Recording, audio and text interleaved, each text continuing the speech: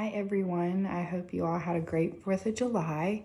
So this discussion is about the podcasts that we had to listen to. And so the first podcast that I chose was the do's and don'ts of writing your website's About Me page. And I chose this podcast because when creating a professional website, I think that it's important to know what you should and what you should include about your business and what you should not include about your business. So what attracted me to this topic is that I am very focused on what is right and what is not right. So I chose this because I'm very cautious about how to do things, especially if I don't know anything about them, and making sure I get them right, as well as I'm focused on making sure the reader or the client is interested and also drawn to my page. So including the correct information or the right information on my About Me page is super important. So before listening to this podcast, I really didn't know any details about what I should include.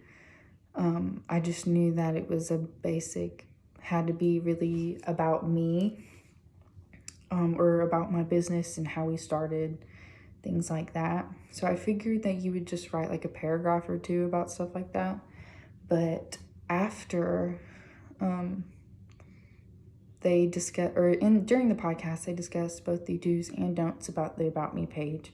And one piece of information given that stood out to me is that in the beginning of the podcast, they discussed how often they visited someone's page and they didn't even include their own name in their About Me page or like a picture or anything regarding them.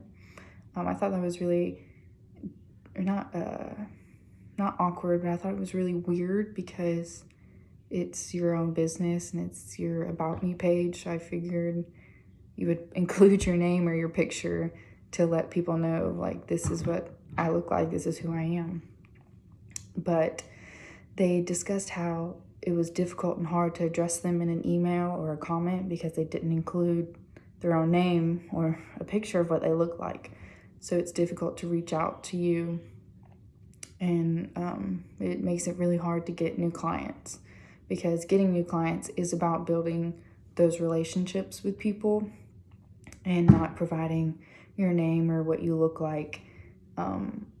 Is not, they don't know you. So they're a lot more hesitant to maybe pick up the program or get involved with the program because they don't know who you are or what you look like. But it also talked about how the About Me page is one of the most visited pages on a business website. So that's super important when typing out your paragraphs for your About Me page.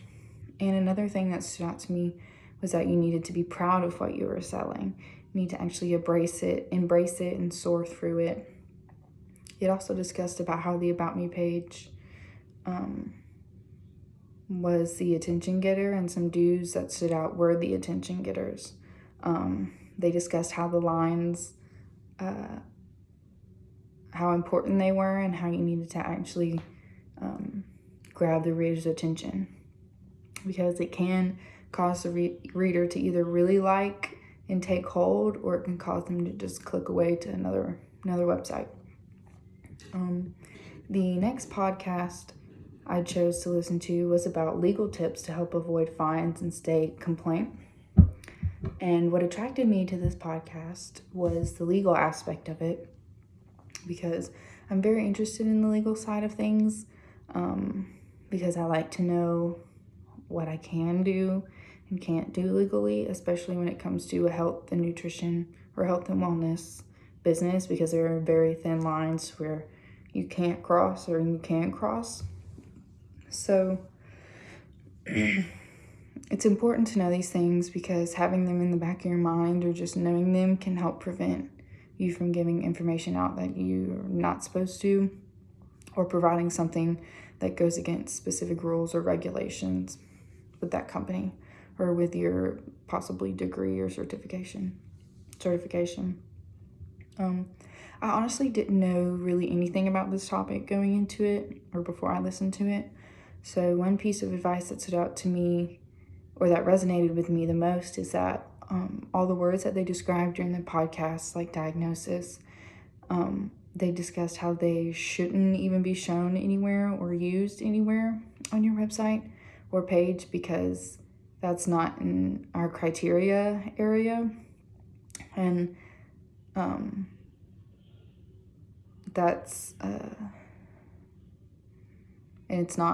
it's just something that we're not able to provide. We can't actually diagnose someone's condition or illness.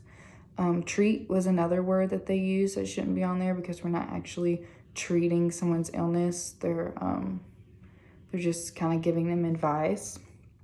Also, cure was another word that shouldn't be used, because we don't actually cure people's problems or conditions. They cure themselves with techniques learned from others. I can use both of these techniques in my future business by making sure that I know what lines I can cross and what things I can discuss and what things I cannot discuss with a client, as well as how to improve my About Me page on my business website in order to make it a more appealing and a much more interesting page to help attract clients and businesses. I hope you enjoyed, and I'll see y'all next week.